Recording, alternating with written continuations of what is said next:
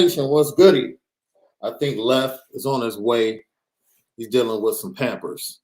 You know how that is, pamper issue, diaper issues. Lucky Lefty Podcast. It's your boy, Shaun Davis at SD. We're brought to you by Onora Whisky, OnoraWhisky.com, that premium American whiskey, OnoraWhisky.com. Of course, we told you guys on yesterday that we were pushing the Players Lounge back to Tuesday, and our guest was going to be former Notre Dame defensive back Dante Vaughn. Yesterday, Dante got a call from the Carolina Panthers, and he is currently having a tryout with the Panthers. So we have to push the Players Lounge back one more day. Dante Vaughn will now join us tomorrow.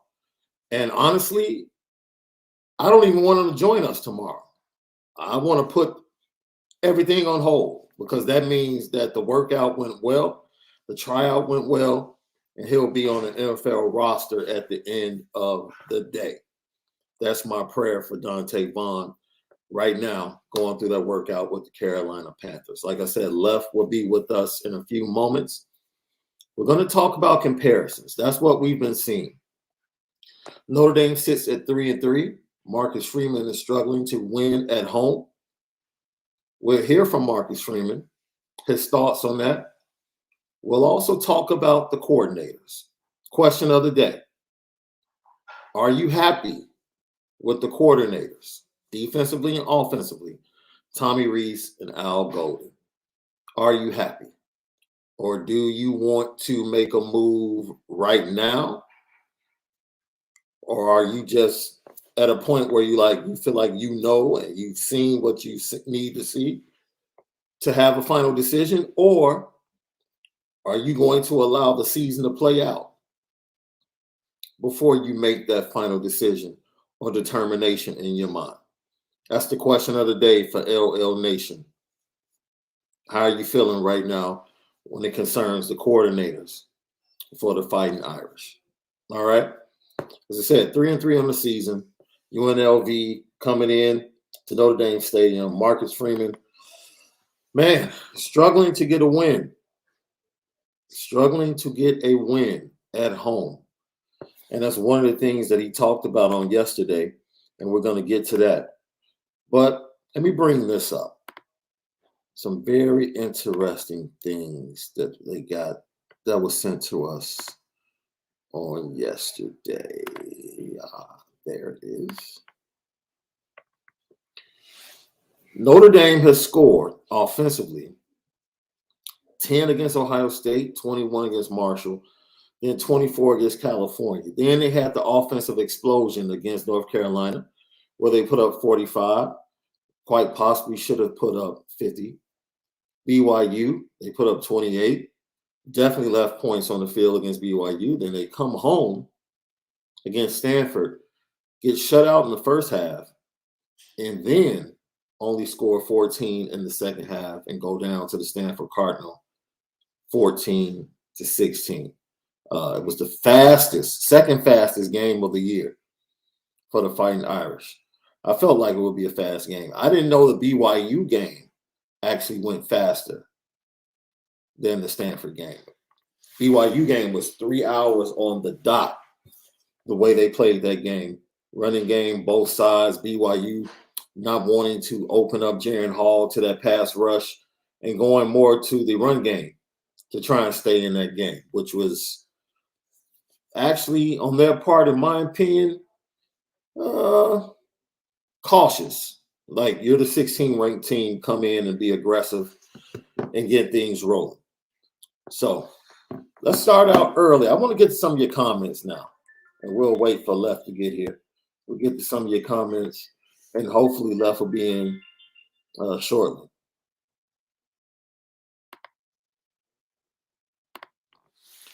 Never Lost Romer, thank you for tapping in. MF needs to wear a pair of shades. At least that will help cover up the scared look, lost look he has on his face every time the camera points his way. If I can see it, you know his players are seeing it.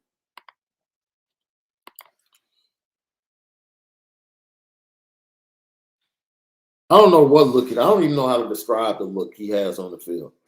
I know the look after that fourth down the failed fourth down against Stanford was a look of disbelief.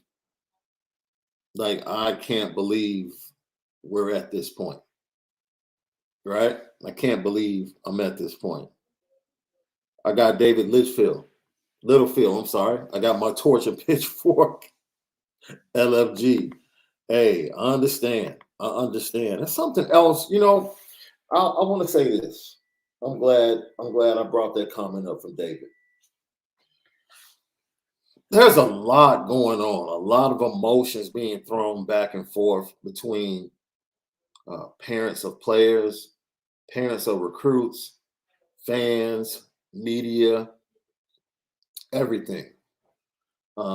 Everybody just needs to be respectful, right? Like, our show is all about giving everybody, every fan connected to Notre Dame, the right to come on, get in the chat, have fun with other listeners, and talk about anything, give your opinion. We don't frown upon your opinion. We might disagree, but we won't frown upon it as long as you're being respectful. We're cool with that. One of the troubling things I did see, I think it was from a recruit, the parent of a recruit, being upset with the fan base and, kind of feeling like they had to preach to the fan base patience. Let me tell you something. This fan base has been waiting since 1988. There is no fan base that is more patient than Notre Dame's fan base. 1988. We don't have to be told how to be patient. We don't have to be told how to support. 1988. Patience is what we do. Patience is what we've done. And patience is what we're going to continue to do. So my advice to everyone is relax. Feel the way you feel, but let others feel the way they feel. There's no more supportive fan base in the world than the Notre Dame fan base. Patience is what we do.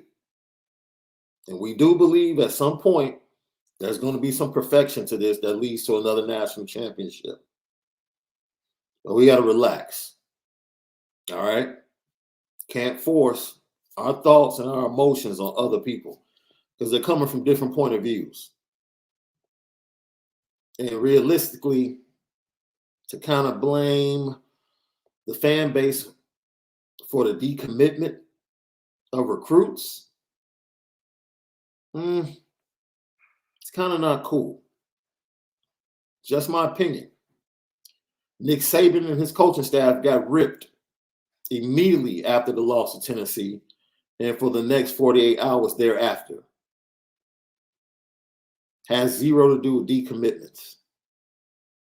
That's what fan bases do. They get upset with losses, especially when they're a double-digit favorite at home against a team that has 2 wins over Colgate and now Notre Dame. A program that was in shambles, coming off a last-second loss at home to Oregon State. Notre Dame should have romped over Stanford. And you allow that team to come into Notre Dame Stadium and shut you out in the first half and walk away with a victory while they only put up 16 points. And you want the fan base to chill and be patient? That's what we've been doing. That's what we've been doing. Now, I'm not for fans attacking players, talking about players. I stopped short of saying someone needs to be fired, but I'm going to speak my mind. I'm going to tell you what I saw happen during the game and what I feel like is happening within the program. We're going to keep it a buck. We spin it different. So everybody, this is a process. We knew that. But in knowing that, still allow each other to be who you are. If you're a parent of a recruit, be a parent of a recruit. You're a parent of a current player. Be the parent of that current player. If you're a fan, be a fan. But most of all, show respect. And that's it. And do what you do. Left, I was just talking about some of the emotions surrounding where the program is right now at 3-3. Oh, Left is in the building. The Rona boys are now intact. Brought to you by Onora Whisky, OnoraWhisky.com. It's that premium American whiskey, OnoraWhisky.com. And if you drink, make sure you drink responsibly. So yeah,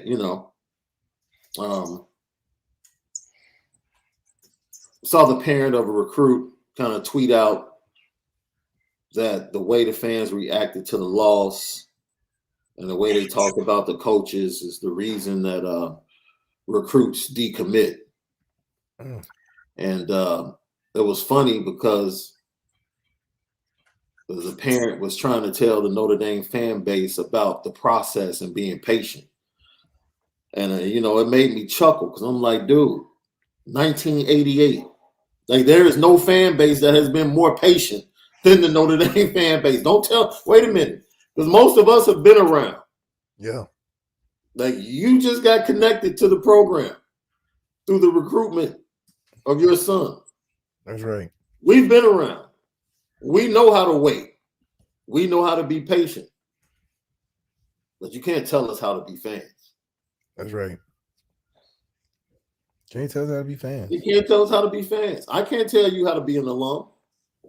I can't tell you how to be a former player, bro. I can't. I can't say, oh, Malik, you're not reaching out to the players? You haven't talked to them? I can't do that. Can't do that. Everybody needs to stay in their lane and relax. That's it. Because it is what it is. It is what You're it is. You're a 3-3 team. It is what it is. Can't fake it. Can't cover it up. This is Notre Dame football 2022. 2022. Unfortunately. And it's only a phase where it's something to build on. And I think a lot of people underestimate that aspect. Marcus Freeman has something to look up towards to climb instead of already being on top of the mountain. So in retrospect, this is a part of what happens when you're in this position. But at the same time, everybody wants instant results due to us being spoiled. We talked about that before. Very spoiled as a fan base to always start off hot in October and in September. But knowing how we are still as a program and knowing that we still have talent on the team, they just got to be able to step up. And we still have a lot of young guys that haven't been in the spotlight outside of Michael Mayer.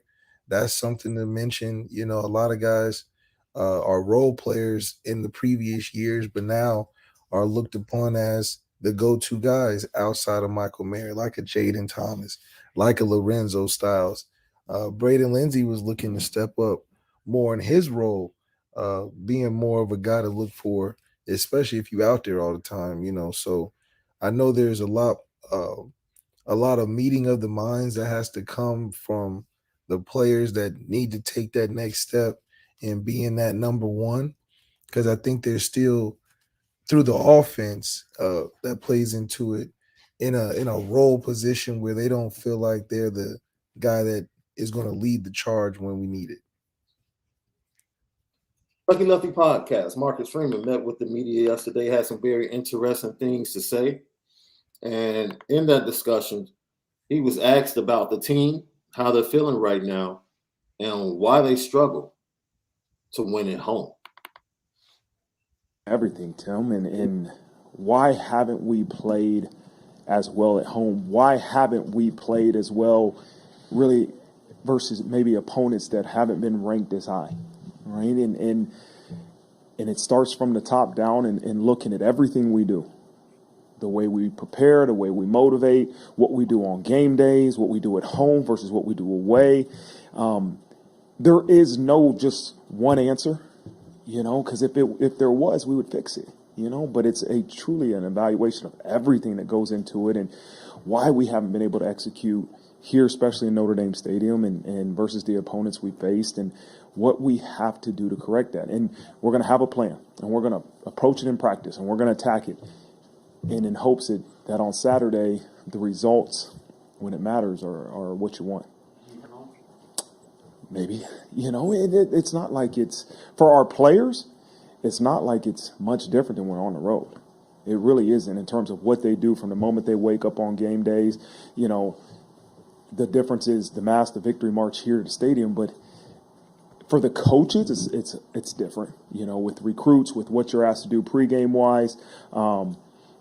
Maybe we have to simplify what we're doing to start the game, so we can start fast. That's one thing we haven't done. And the first part of the season was, how do we finish?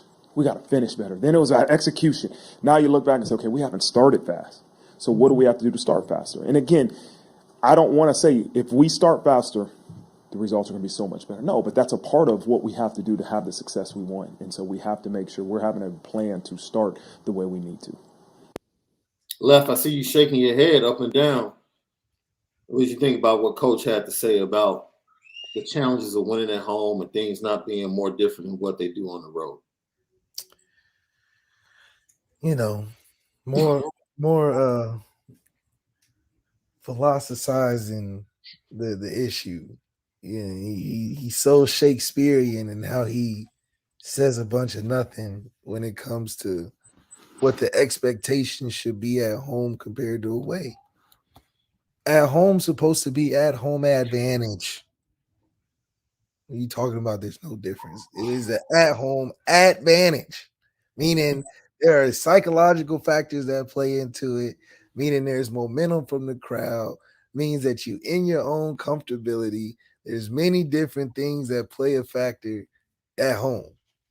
That's a big advantage, and it should be. It shouldn't be a 14-16 game at home. There's no excuse for that, and you can't sweep that under the rug to say this is competitive and it's challenging on and off the road. We know it's challenging. It's D1 football. But we also know that with those challenges, it's supposed to be a little easier of a challenge being at home. So, you can't say we went to play at one of these Ohio State. That's a big challenge. How many false starts we had? A bunch. That's the home field advantage. If we play Ohio State at home, maybe we would have had a more successful route than what we did. And that was a good challenge that we approached. Stanford at home is not a challenge. It's not the same. It shouldn't feel the same, shouldn't look the same, and definitely shouldn't be on the same scoreboard, those points. That's not a challenge. It shouldn't be to be the head coach at Notre Dame should be a challenge. The challenge should be how to dominate in those games. Winning is in the forefront. Dominating is what you're thinking about right now. That's what we need to be thinking about, not how we execute in the game. How do we finish in the game? You got a veteran quarterback, 3 experienced plus year offensive coordinator. It's better than 14 points. Way better than 4. If we're not better than 14 points, then throw it all away. Because you got to move like that, knowing that it seems like your position already is being in question unfairly. Mm-hmm. But that's just the expectation. What Brian Kelly do? He fired all of his friends. Longo, Van Gorder, fired his former players. I mean, whatever it took. And then he left. So he was kind of forced to fire certain people, though. But when it came to drastic changes, it had to be done, and it was done. Yeah. Period. You can't elegantly whisk this away. No. By saying this is just a part of figuring it out. It's nothing to figure out. It was a 1-4 team that traveled 3,000 miles to play at cold Notre Dame. And they beat y'all doing the basics. The high school they had a high school game plan. They didn't scheme because it was like, look, it's going to be too much to try to scheme all of this. We're not good. We're just going to stick to our guns and hope for the best. Look, I just happened to watch a clip this week of Deion Sanders talking to his team, and he said this. He said, discipline leads to opportunity. Discipline leads to opportunity. You want to start fast? Be a disciplined team. You want to score early in the first quarter? Be a disciplined team. That means don't come out and get false starts on a play that you worked on all week long. You want to start fast? Be a disciplined team. Because discipline leads to opportunities. It's as simple as that. You don't have to go around and dance around the topic. No, we need to be a disciplined team. Jared Patterson can't have a false start on the first play of the game. Period. Zeke Correll, if he was supposed to hike it quicker, he has to hike it quicker. If Michael Mayer didn't know he was supposed to come in motion and came in motion too slow, whatever. It just looked like a train wreck in the first play. Whatever. You have to have more discipline as a team. And then you'll have opportunities to score early in games and get off to a better start. That starts with the coaches, though. Starts at the top. Yeah. It starts at the top. And other than that, there's no other way. Like you said, this is not something to sweep under the rug. Mm-mm. You can't hide this. Not at this school. Yeah, not at this school. You can hide at 3-3 at Stanford. You can hide. This is Notre Dame. There is no hiding. It's not a lot of taking it on the chin either. You know, I mean, at some point you got to come up with some answers on the field because the media is going to press you. You know, they're going to keep asking the same question. Same question. And, you know, they're going to give you the thing to run around because they know everybody knows what the issues are. But the longer you sit on it, the more they're going to keep asking the same questions. Right. So, Lucky Lefty podcast, Marcus Freeman also was asked about the temperament of his team after Saturday's loss.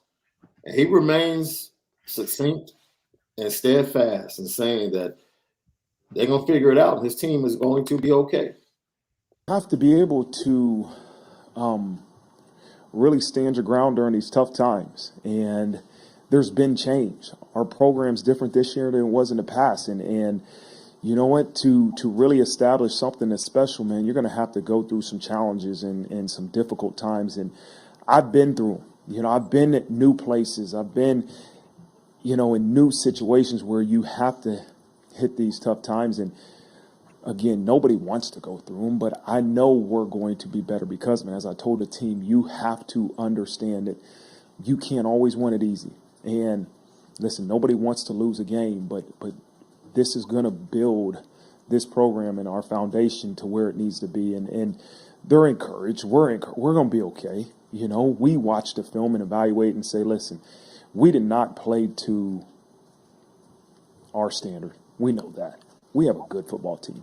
You know, I was a completely different person after Marshall. At Marshall, we lost Ohio State, we lost to Marshall, and I'm like, I don't know what's going on. I was really, I was struggling. But listen, you the past 3 games, you know, the second half of Cal, North Carolina, BYU, we have a good football team that we have to get to perform consistently.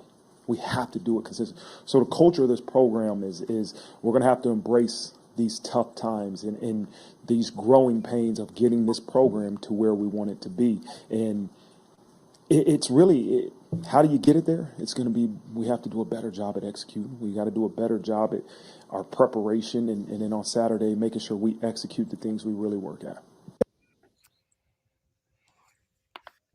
That's their word, execute. I gave them a list of words yesterday that they could use instead of execute.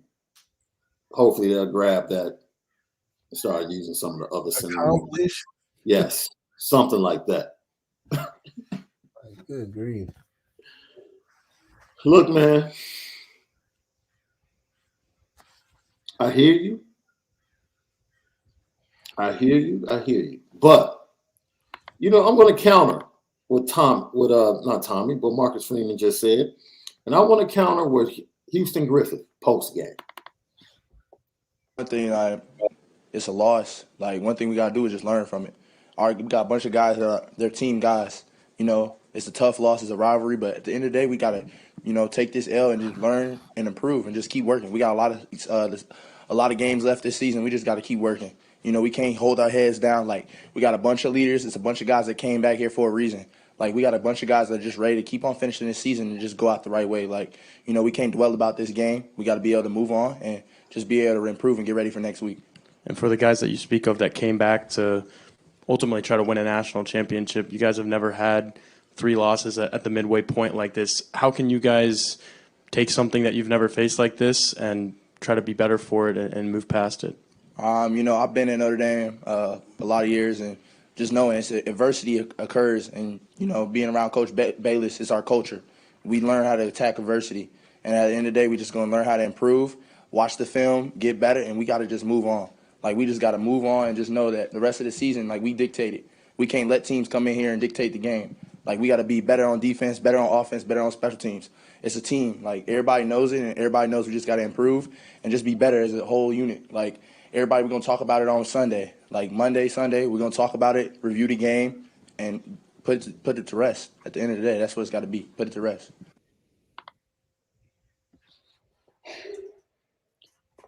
I feel better about what Houston Griffith said than what Marcus Freeman said. I'm going to keep it a buck. Yeah. I have more confidence in what Houston Griffith said after that loss than what we heard from Marcus Freeman about what's going on. Like you said, Left, home field means home field advantage. You can't win at home. Matter of fact, you can't beat bad teams at home. You go on the road, you show up well against Ohio State, you beat a ranked and give their ranked North Carolina team and give them their only loss convincingly. Convincingly. You beat by BYU. It was worse than what the score said, honestly, when you look at the game. But you come home and lose to Marshall and Stanford? And then you want to talk about starting fast? Man, we love LL. I see all your points. You can talk scheme, you can talk personnel, you can talk all of that. The lack of discipline on this team cannot execute any personnel group. It doesn't matter what the personnel group is. Doesn't matter. They're going to find a false start. They're going to find a bad route, bad throw, miss a wide open receiver. Doesn't matter what the group is. They're going to find a way not to execute. It's inconsistency. And inconsistency comes from a lack of discipline. Yeah. Period. Coaches on down. Period. I've never seen a team. And please explain to me, Left, what is the benefit of this scan offense? Like, as a quarterback, why am I watching film if I'm dependent on you to tell me what to run? Well, I think a lot of it is just, you really are trying to get into the right play every time, or in certain situations like third down, just because they run, some complex stuff on third down. Sometimes you may be guessing. So you want to be able to scan it to be able to, get into the right play or the formation or whatever has you. In theory, it makes a lot of sense. I think, if you are really dialed in on thinking that you got some plays, if they are called at the right time, i.e. Tobias Merriweather, that they can be executed or they can be completed. I think it's it just goes back to how meticulous we are and how detailed we can be sometimes, maybe too much in terms of trying to be perfect. Mm. And I think, when you get into those scan opportunities and you get into a play you really like and it doesn't go well on TV, you're just like, well, what the hell was that about? Why we take all that time to do some BS, So I do think that it's just a mixture of just how, you got the armchair quarterback that thinks he knows all the quarterbacks' reads, but you don't know how he's being taught to read, in the coach's room. So Mm. it's just a way of formality, trying to be too perfect.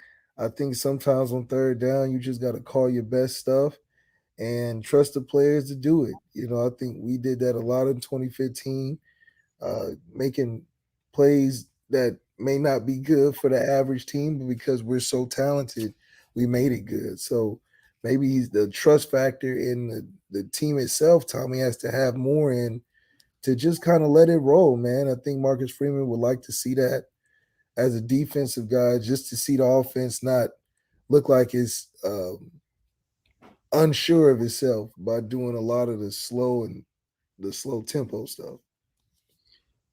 I'm going to go ahead and say it.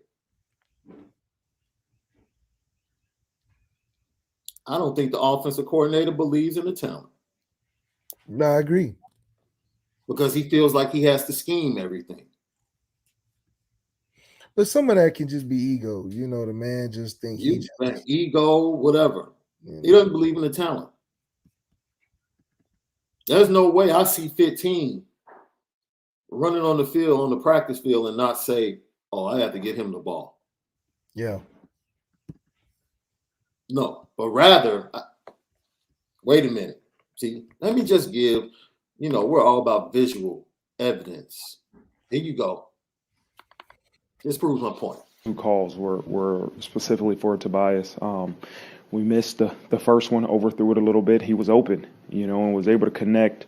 On the second one, we were looking for a specific coverage. We saw it and we called it, and again, no, that's what Tobias Merriweather can do. You got to find the right coverage to unleash that. Yeah. We have to find the right coverage, right game flow, right time to unleash all of that physical talent. It's not about the players. It's about you. You don't have to scheme 15 open, bro. You're telling us that you have to scheme him open or get him in certain situations. No, you don't. He's 6'4" and runs like a deer. You don't have to scheme that. You don't have to, we just watched Jalen Hyatt run post routes and streaks for 5 touchdowns. He didn't run one single route, bro. No. No one was watching that game saying, well, Jalen Hyatt can really run some clean routes. He can run some clean routes. No one's saying that. No one's saying that. No one's saying that. You know what Alabama fans are saying? Dude, are we just going to let him keep running by us? Yeah. After the second time, don't you think somebody should be double teamed? That's right. We still just going to let our safeties try to defend him one-on-one, huh? But we're sitting over here with a similar athlete. We got to find the right time. We got to scheme them open. Get them against the right coverage. Stanford went single high man-to-man the majority of the night. What else do you want? They had 8 in the box the majority of the night. What else? What other invitation do you want? To say, hey, let's throw deep. Let's get 15 on the field.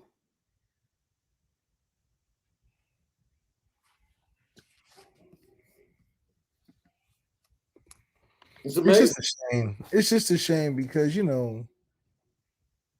Tobias don't deserve that. It's petty. It's petty. It's petty. Because what? Because Marcus Freeman sat in there and ate them good, delicious barbecue ribs at his dinner table and told his family that he can That go was over actually there. Brian Kelly. That was actually Brian Kelly. But Oh, he didn't go with him. Oh, he didn't get the no, Freeman barbecue. didn't go with him. That was actually Kelly. But I know Marcus Freeman was on the phone with him though. Just explaining, like, listen, this is a chance of a lifetime. We're gonna get you featured. You coming here to change the room. Shake down the thunder. That's our quote, right? Shake down the thunder. right. And you get in there and deal with a petty offensive coordinator that's talking about, yeah, he's got everything you want. We just don't trust him. What? You got his quarterback saying he runs like a deer, hands automatic, great You route. talking about this? I mean, Tobias is a speed demon. He has really good routes, big target, has great hands. I mean, Tobias is a speed demon. He has really good routes, big target, has great hands. I mean, Tobias is a speed demon. He has really good routes, big target, has great hands. So he done went down the list of attributes. How many receivers in the country is a speed demon, a big target, got great routes and great hands? How many receivers in the country got that? And we got that on our team, and we talking about he got all that, but shoot, man, I don't know, man. I don't know if I can put him out there, but 2 plays. And then the 2 plays you put him out there, he got 2 touchdown potentials. So what's the science experiment? What's the hypothesis prove now? You put the man in for the 2 plays, you can trust him. For whatever reason, them 2 plays happen to be 2 potential touchdowns that could have changed the game. 1 did. So what else are we trying to prove? What else are you? I mean, I don't know, man. That just seems like some either petty or somebody sabotaging, because I don't understand. Yo, I mean, Tobias is a speed demon. He has really good routes, big target. This the quarterback, the man that can't throw it deep. yes. It's like he's a big target, so I can miss. I can throw a little left, a little right, a little high, a little low. He a big target, great hands. Speed demon. I can throw it up. I mean, this is. I mean, I don't know what else. What else, man? Look, I have been a staunch supporter of this coaching staff and telling Notre Dame fans, believe what they tell you. But when I have more faith in what I'm hearing from the players post-game against Stanford than what I'm hearing from the coaches, that's just what, because I'm getting more. I'm getting more from the players. They're telling you, we're letting teams come in here and dictate. That's what the players said. Everybody has to be better. Coaches play, everybody has to be better. We're being told we got to find the right situation to build this confidence. Drew Pine is like, this dude's lighting us up in practice. He's lighting us. He lit it up tonight. Like, great target, great routes, runs like a deer, great hands.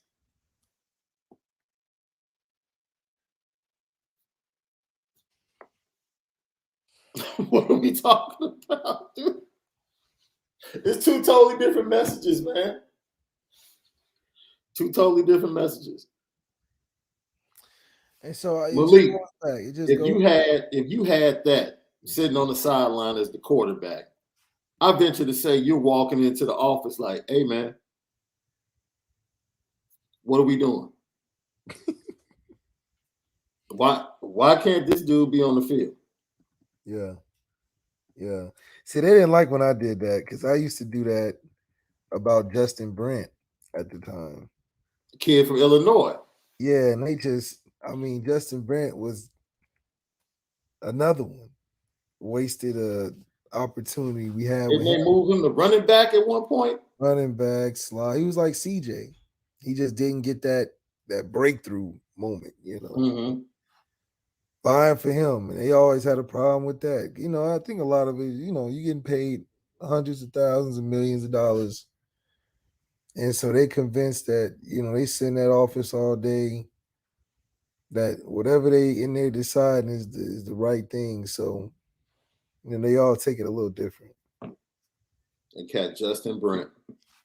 I expected a lot from that kid. Absolutely. I thought he was really good. I know he was a stud in high school. Oh, yeah. When they moved him to running back, I'm like, running back? So, dude just out there making plays in practice, huh? He just always making plays, and it's just like they couldn't find a place for him, man. I don't know. He was really like Debo Samuels before that became like a thing in the league, Yeah. CJ's like Debo Samuels. So. Oh, man. Lucky Lefty podcast. So, bro, what are the issues? That's the question. Next question of the day. What are the issues? Give me your top 3 issues with this team. LL Nation, what are the issues? Coach Freeman, what do you think the issues are? After Marshall, it was a lack of confidence. I hadn't won a game as a head coach, and until you have some evidence that, hey man, all this work you're putting in is working, you're going to have a little bit of lack of confidence and lack of faith in what you're doing. But you're able to win 3 games in a row. So this is a good football team that beat some really good football teams. To beat a 6 or 5-1 North Carolina team, a good BYU team, and when we execute, we do things we're supposed to do. We're a really good football team. So there was anger after this last game because I know we're a good football team, and we did not play up to our standards. And that's the frustrating part, is that, man, you're a good football team. We play the way we're supposed to play, and we're capable of playing. We can beat anybody we play against. And when you don't, college football, the parity is close. You're going to lose. And you saw that on Saturday when we lost to Stanford. And so, the messaging is to let's fix the mistakes. Don't let this be a lack of confidence in who we are and how good we can be. Let's make this about what's the true issues of what happened on Saturday. Has great hands, and he's been working his tail off to go make a play like that. And you saw earlier, I missed him on a route earlier in the end zone that we could have scored on as well. And he's a great target for us, and we're going to keep building on his role. That's one of the issues right there. We got to build on this role, bro. You got to build on this role. He's not even on the depth chart. He's not on the depth chart for UNLV. Did you know that? Oh, my gosh. We're still trying to find a way to build on this role. They saw him run past the defense twice on Saturday night, and they're still trying to figure out a way to build on this role. That's the number one issue. This is a crime. A straight crime. Because what are we talking about? This is bad for recruiting. Why are you putting this on tape? This is what we always say in the locker room. Don't put bad stuff on tape. Man. We putting bad stuff on tape with this Tobias experiment. Because you got people asking too many questions now. Why he ain't out there? Why he ain't out there? I want to know too. And then you put him out there and he does really, really well. And it was a taste. And you're like, what are y'all doing? So, yeah, that's a problem. Woo, Lucky Lefty podcast, bro. Let's get to some of these super chats, comments, and questions, man, so we can get out of here. I promise you, we're not talking about UNLV at all this week. For what? For what? For what? For what? For what? Oh, man. Hey, Shaun, it was mentioned on the IB show yesterday that there is some dissension going on within the offensive coaches.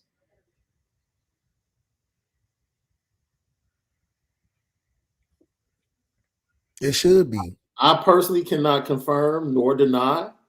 I have heard similar information, but I can tell you that the common thread is one coach. I'll leave it at that. Oh, like the common denominator Yes. is about one coach. Yes. And he's not old and he's not dark skinned, huh?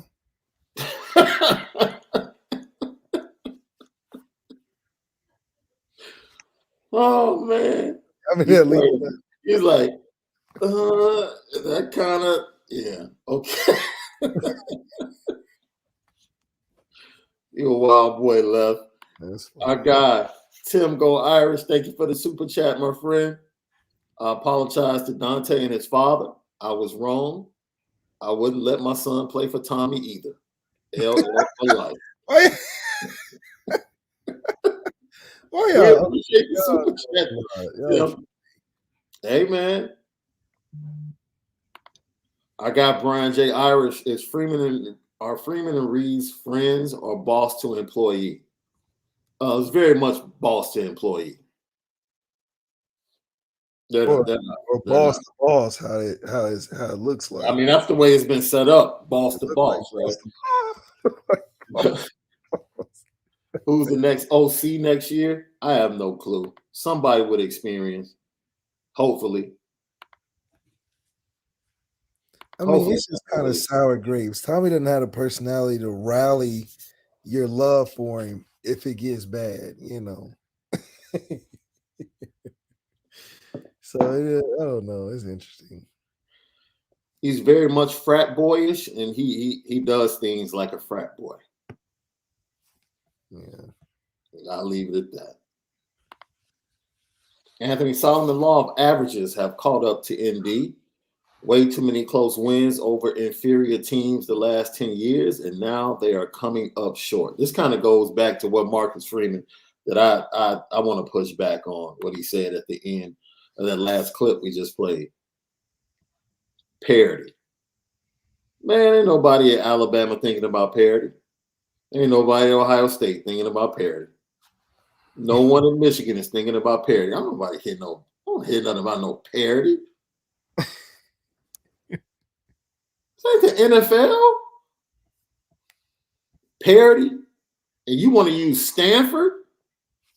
Marshall? If you want to use Marshall, who I still think Stanford has beaten Colgate and Notre Dame over the last 2 seasons in Power 5 teams they faced, bro.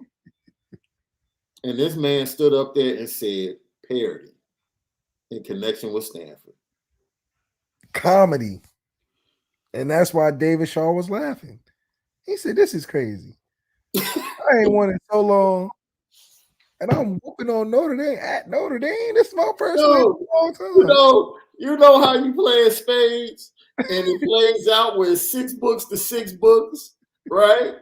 And you holding like the 8 of clubs, and you lead with that 8 of clubs on that last book, and you like, boy, if this bad fella slides through. This 8 of clubs, that was David Shaw all night. Like, boy, if this club, like, they gonna let me slide with this one. I know somebody's gonna cut. I am a made man. Right. Somebody has to be cutting this. Somebody has to be cutting this. Like, you gotta be kidding me. You gonna let me throw that out there like that? Okay, we playing like that today. Okay, all right. That was David Shaw all night. He was like, "Oh, y'all letting us do all the okay. Hey, let's just hold on tight. We just gotta hold on. This fish is out of water. They just flopping around. We just gotta hold on. Don't even touch him. Just back up. Just back up. He gonna do it himself." Because we were like Russell Westbrook in that game. Man, just self-check. Oh man. Dude. Man, that man was throwing out like two of clubs, 3 of diamonds. It's just sliding through. Just really. No, nobody has anything bigger than a 3 club. Y'all gonna let me run We gonna around let and that slide. eyeball you guys today, huh? Okay. We can do That that. was David Shaun Stanford all night. Like, Yeah, we dang. done got David another 5 years at Stanford, man. He beat the people he's supposed to. That He is dude- the Marvin Lewis of college football. He gonna be in there today, he like, man, I think I want to take a break. Man. Oh, man. Oh, man. Cats walking in the Notre Dame Stadium with no spades in their hand, pulling 5 books. No spades. Just terrible, man. Oh, my God.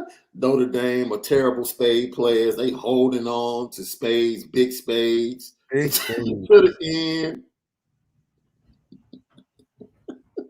Canceling each other out. Yeah, Playing the big and little joke at the same time. Putting Tobias Merriweather in at the 4th quarter. Just throwing out the big joke and the little joke simultaneously. yeah, like take some of that. Oh, Take some of that. I didn't know you had it. What? Why did you leave with that earlier? Man, I was holding it. What are you holding it for? What are you holding it for? What are you holding 15 for? Why are you holding them to the 4th quarter? For what?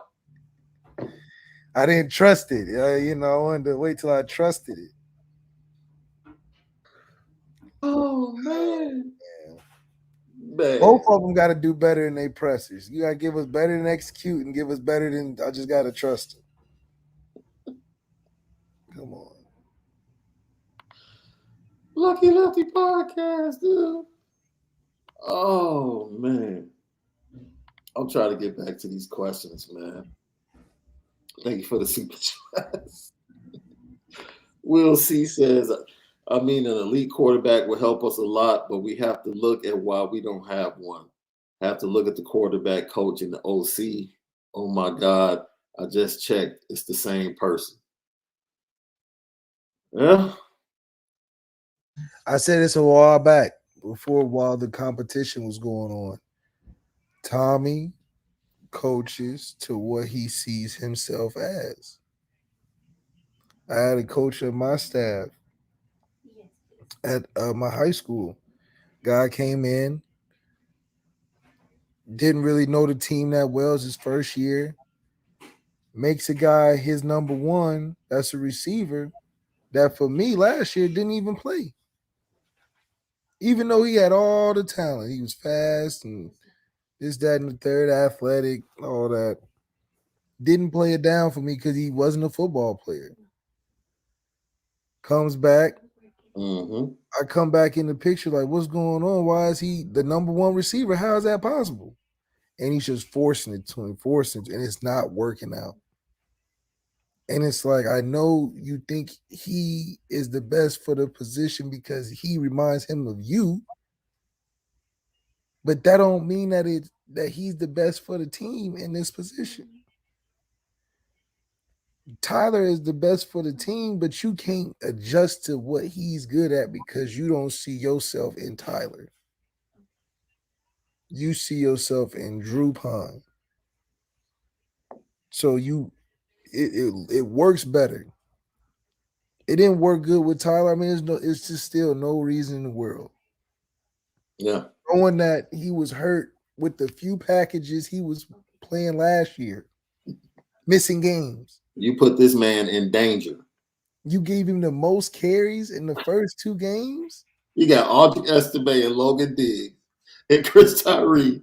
And the quarterback got the most carries against Big Bad Ohio State.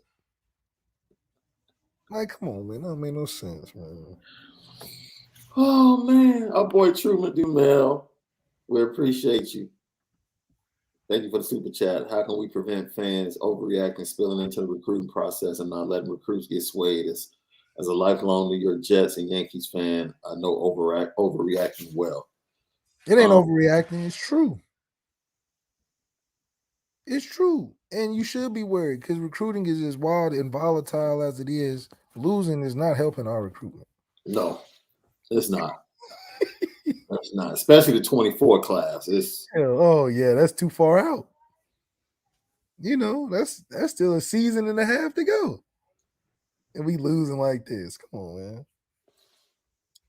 Christopher Morgan, we appreciate the super chat. I don't like losing, but I would rather have MF get this out of the system his first year, so our remaining recruits at 23 come into the best university in the country with a fresh look and plan.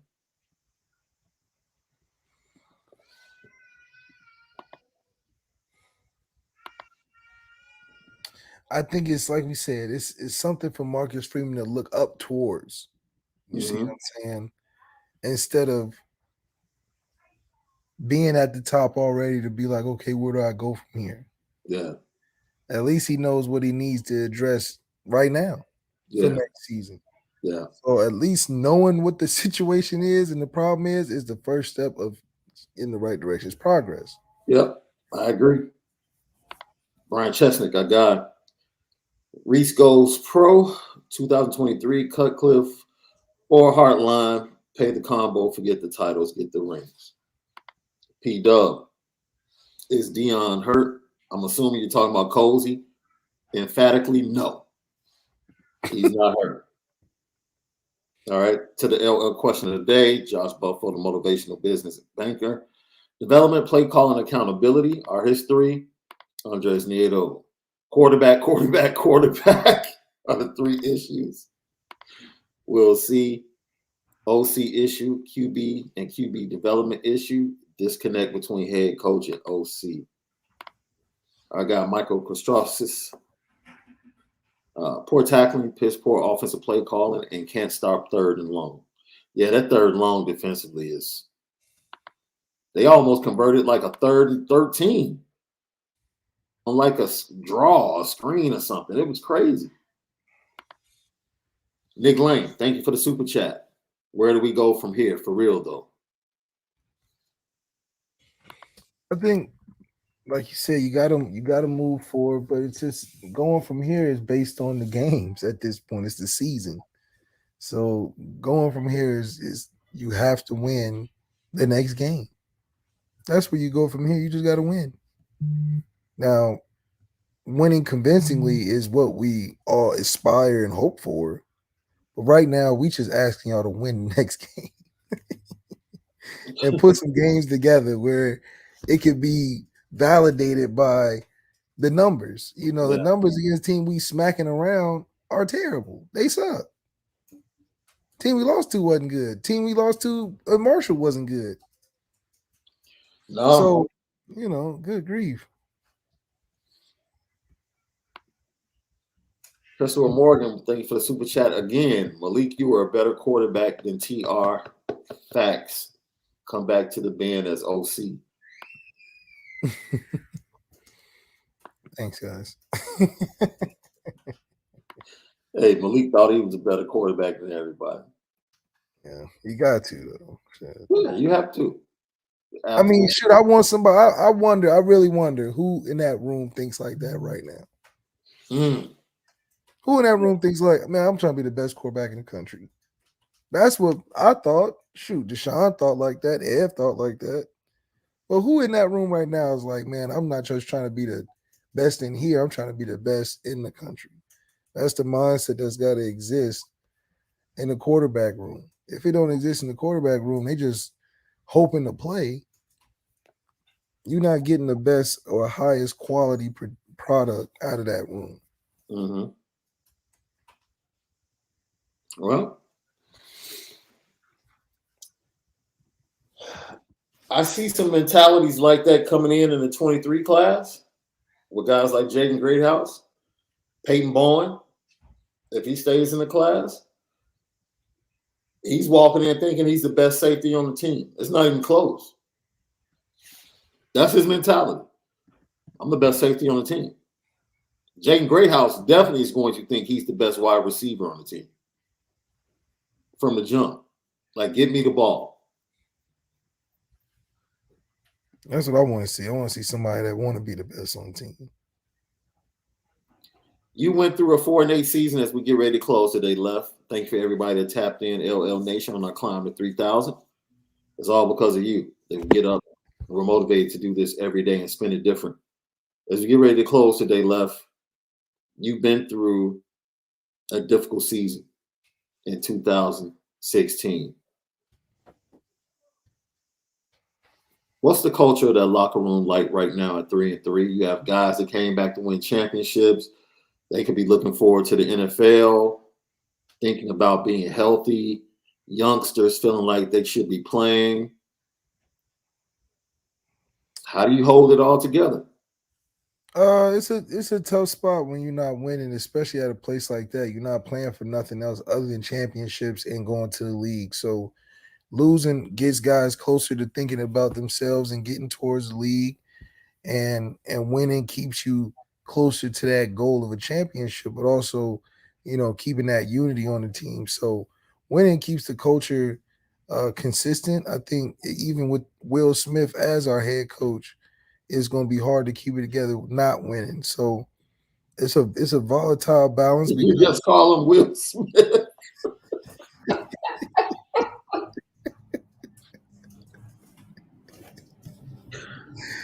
but seriously, losing doesn't help a place like Notre Dame because Notre Dame is sitting always in the catbird seat of championship or bust.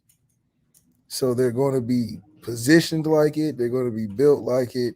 And if it's not on course for that, it's like being in purgatory for the Catholics. It's like, what we doing? I need to start going my own way, So I think the buying in process and what makes Notre Dame great is winning. That's the secret sauce, the magic recipe, the great unifier.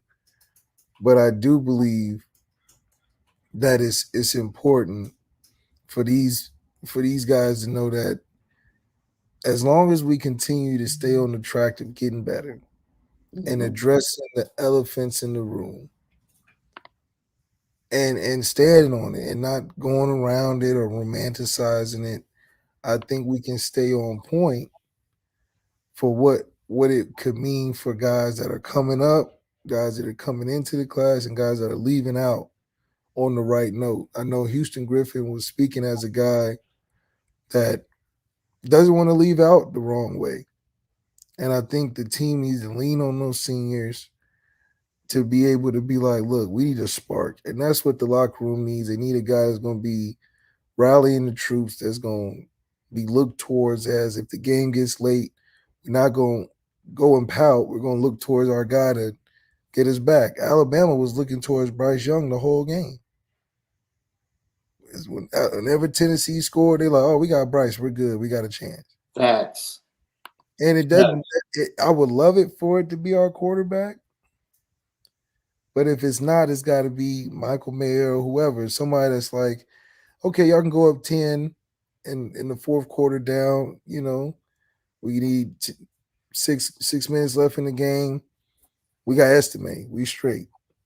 Estimate rips off 2 30-yard plays or something. That's the type of leader we need on the field to keep the team intact. If that locker room doesn't have a spark like that, I'm telling you, guys are thinking about the league, guys thinking about next season and off season and this, that, and the third, leaving. So got an opinion on what they think the offense should be doing, a defense should be doing, don't like the coach. So all of the stuff that winning covers usually becomes uncovered. And it's like Pandora's box at that point. Oh, man. Notre Dame, you heard it from a guy that's from the culture.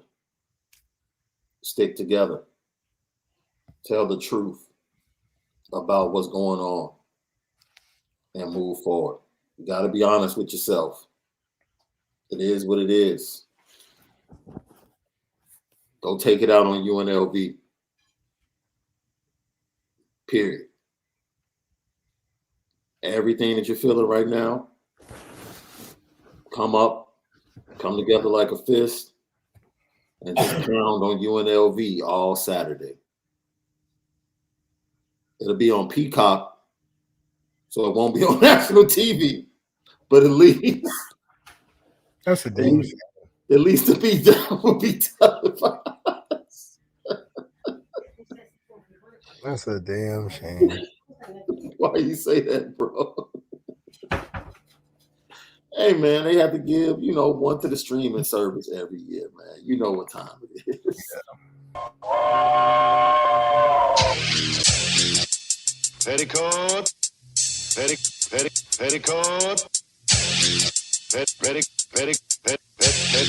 petticoat junction. It's time to get petty. Oh, we did a good job executing. Are you upset with something? And fire up the Petticoat Junction train. I just don't like you. You don't? No. What is today's petty historic? Petty Junction.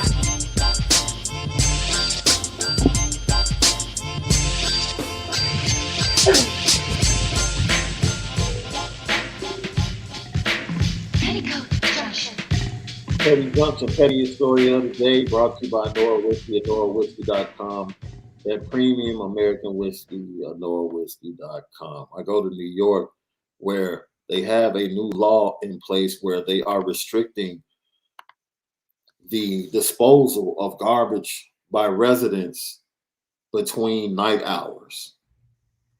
This is to alleviate, of course, if you've been in New York and walked around at night, you know the rat problem that exists in New York. So they're only allowing residents to put the garbage out at nighttime. You know the only problem with that, Left? What? Rats are nocturnal. Like, not looking too good, huh? What is this? What is it changing? How is this impacting the infestation? They're nocturnal. They stay up at night. That's crazy. I don't get it. That's the pettiest law I've ever seen because it has no impact. Secondly, look, everybody that keeps posting these Ben Simmons jump shots and turnarounds during preseason, we know who Ben Simmons is, man. Just let the man play. Just let the man play. Let the man play. Lucky Lefty podcast. You got anybody on the petty train? The Ben Simmons one got me because I was like, that's what I was gonna say. Dude, come on, man. Like, let that man live, man. Like, let Kyrie live. Start the NBA season tonight. New slate. Let these dudes live. Draymond gets his ring, in spite of spiking the face of Jordan Poole. That's crazy. Super petty for how fast the Golden State Warriors gave Jordan Poole his money after that, too. Oh, you had to. And we all know what it was. It was like, all right, bro, please forgive us, bro. Yeah. 35 mil, though? It still made me hard. I mean, because they asked him about it at the press conference. He like, man, we talked about it. He's still mad. How are you not still mad? You know what I mean? You got dropped by everybody saw it. Yeah. You flat out got dropped. It is what it is. We'll be back tomorrow. Another edition of the Lucky Lefty podcast. Hey, subscribe, share, hit the like button. Let everybody know. Fastest growing podcast centered on Notre Dame football is right here. Have a great day. Most of all, make sure that you spend it different. See you tomorrow, same time, for another great show. Lucky Lefty podcast. You did?